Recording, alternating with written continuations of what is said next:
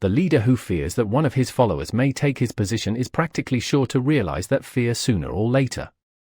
The able leader trains understudies to whom he may delegate, at will, any of the details of his position. Only in this way may a leader multiply himself and prepare himself to be at many places, and give attention to many things at one time. It is an eternal truth that men receive more pay for their ability to get others to perform than they could possibly earn by their own efforts. An efficient leader may, through his knowledge of his job and the magnetism of his personality, greatly increase the efficiency of others, and induce them to render more service and better service than they could render without his aid. 5. Lack of imagination. Without imagination, the leader is incapable of meeting emergencies and of creating plans by which to guide his followers efficiently. 6. Selfishness. The leader who claims all the honor for the work of his followers is sure to be met by resentment. The really great leader claims none of the honors. He is contented to see the honors when there are any go to his followers because he knows that most men will work harder for commendation and recognition than they will for money alone. 7. Intemperance. Followers do not respect an intemperate leader. Moreover, intemperance in any of its various forms destroys the endurance and the vitality of all who indulge in it. 8. Disloyalty. Perhaps this should have come at the head of the list. The leader who is not loyal to his trust and to his associates, those above him and those below him, cannot long maintain his leadership. Disloyalty marks one as being less than the dust of the earth, and brings down on one's head the contempt he deserves.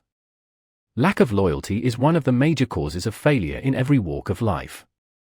9. Emphasis of the authority of leadership. The efficient leader leads by encouraging and not by trying to instill fear in the hearts of his followers. The leader who tries to impress his followers with his authority comes within the category of leadership through force. If a leader is a real leader, he will have no need to advertise that fact, except by his conduct, his sympathy, understanding, fairness, and a demonstration that he knows his job. 10. Emphasis of title. The competent leader requires no title to give him the respect of his followers. The man who makes too much over his title generally has little else to emphasize. The doors to the office of the real leader are open to all who wish to enter, and his working quarters are free from formality or ostentation. These are among the more common of the causes of failure in leadership. Only one of these faults is sufficient to induce failure. Study the list carefully if you aspire to leadership, and make sure that you are free of these faults. Some fertile fields in which new leadership will be required. Before leaving this chapter, your attention is called to a few of the fertile fields in which there has been a decline of leadership, and in which the new type of leader may find an abundance of opportunity. First, in the field of politics, there is a most insistent demand for new leaders. A demand which indicates nothing less than an emergency. The majority of politicians have, seemingly, become high-grade, legalized racketeers. They have increased taxes and debauched the machinery of industry and business until the people can no longer stand the burden. Second, the banking business is undergoing a reform. The leaders in this field have almost entirely lost the confidence of the public. Already the bankers have sensed the need of reform, and they have begun it. Third, industry calls for new leaders. The old type of leaders thought and moved in terms of dividends, instead of thinking and moving in terms of human equations.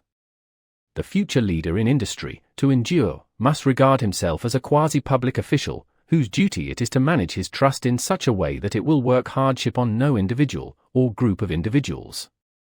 Exploitation of working men is a thing of the past. Let the man who aspires to leadership in the field of business, industry, and labor remember this. Fourth, the religious leader of the future will be forced to give more attention to the temporal needs of his followers, in the solution of their economic and personal problems of the present, and less attention to the dead past, and the yet unborn future. Fifth, in the professions of law, medicine, and education, a new brand of leadership, and to some extent new leaders will become a necessity. This is especially true in the field of education. The leader in that field must, in the future, find ways and means of teaching people how to apply the knowledge they receive in school. He must deal more with practice and less with theory. Sixth, new leaders will be required in the field of journalism.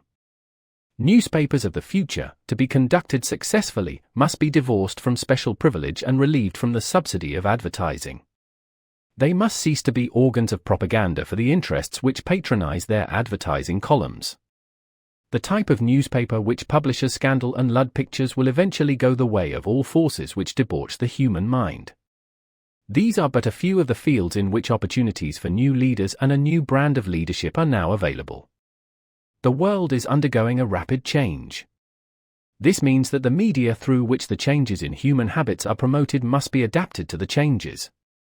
The media here described are the ones which, more than any others, determine the trend of civilization. When and how to apply for a position. The information described here is the net result of many years of experience during which thousands of men and women were helped to market their services effectively. It can therefore be relied upon as sound and practical. Media through which services may be marketed. Experiences prove that the following media offer the most direct and effective methods of bringing the buyer and seller of personal services together. 1. Employment bureaus. There must be taken to select only reputable bureaus, the management of which can show adequate records of achievement of satisfactory results. There are comparatively few such bureaus. 2. Advertising in newspapers, trade journals, magazines, and radio. Classified advertising may usually be relied upon to produce satisfactory results in the case of those who apply for clerical or ordinary salaried positions. Pay advertising is more desirable in the case of those who seek executive connections. The copy to appear in the section of the paper which is most apt to come to the attention of the class of employer being sought. The copy should be prepared by an expert who understands how to inject sufficient selling qualities to produce replies. 3. Personal letters of application directed to particular firms or individuals most apt to need such services as are being offered. Letters should be neatly typed, always, and signed by hand.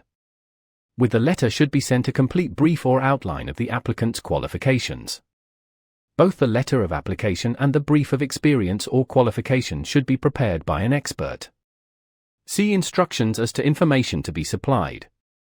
4. Application through personal acquaintances. In possible, the applicant should endeavor to approach prospective employers through some mutual acquaintance. This method of approach is particularly advantageous in the case of those who seek executive connections and do not wish to appear to be peddling themselves. 5. Application in person. In some instances, it may be more effective if the applicant offers personally his services to prospective employers, in which event a complete written statement of qualifications for the position should be presented for the reason that prospective employers often wish to discuss with associates one's record. Information to be supplied in a written brief. This brief should be prepared as carefully as a lawyer would prepare the brief of a case to be tried in court. Unless the applicant is experienced in the preparation of such briefs, an expert should be consulted, and his services enlisted for this purpose. Successful merchants employ men and women who understand the art and the psychology of advertising to present the merits of their merchandise. One who